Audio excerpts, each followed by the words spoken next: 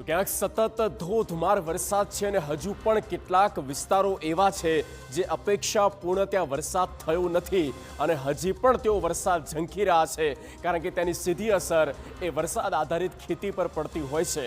હવે આપણે ગુજરાતને અલગ અલગ ઝોન પ્રમાણે આપણે ડિવાઈડ કરીને બતાવીએ કે કયા ઝોનમાં કેટલો વરસાદ થયો છે।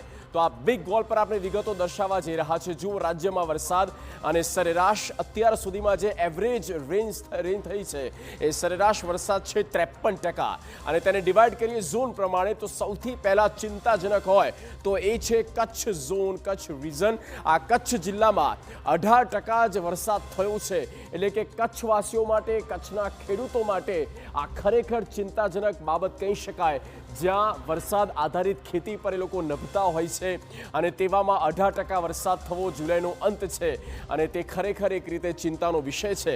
ત્યારબાદ વાત કરીએ સૌરાષ્ટ્રની તો સૌરાષ્ટ્રમાં પણ 43% વરસાદ થયો છે। શરૂઆતથી અત્યાર સુધીમાં એવરેજ 43% વરસાદ થયો છે એટલે કમ્પેરેટિવલી ખૂબ જ એવરેજ કહી શકાય, મધ્યમ કહી શકાય અને ત્યાં હજી પણ લાગે છે કે સૌરાષ્ટ્રમાં વરસાદની ક્યાંક ઘટ ચોક્કસ સમજી શકાય છે।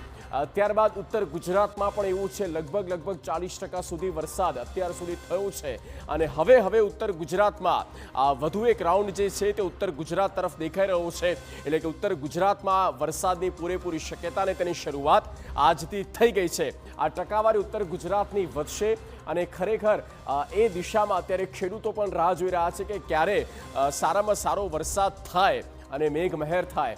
સેન્ટ્રલની વાત કરીએ મધ્ય ગુજરાતની તો મધ્ય ગુજરાતમાં 45% વરસાદ અને છેલ્લા આ 3 થી 4 દિવસમાં આ એવરેજ સેન્ટ્રલ ગુજરાતમાં વધી છે કારણ કે ખેડા, અમદાવાદ, ગાંધીનગર અને તેની આસપાસમાં જે વરસાદ થયો તેના કારણે આ સરેરાશ વધ્યું છે।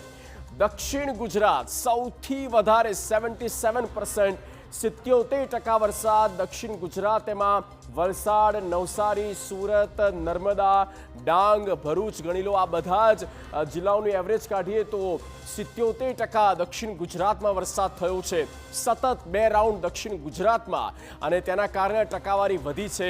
તો આ દક્ષિણ ગુજરાતની જે એક્સપેક્ટેડ વરસાદ જતો તેના કરતાં પણ વધારે થયો છે, પણ જ્યાં ચિંતાજનક બાબત છે એ છે કચ્છ અને બીજું ઉત્તર ગુજરાત। તો સુપર પ્રાઇમ ટાઈમમાં લઈશું એક બ્રેક, આપ જોતા રહો TV9।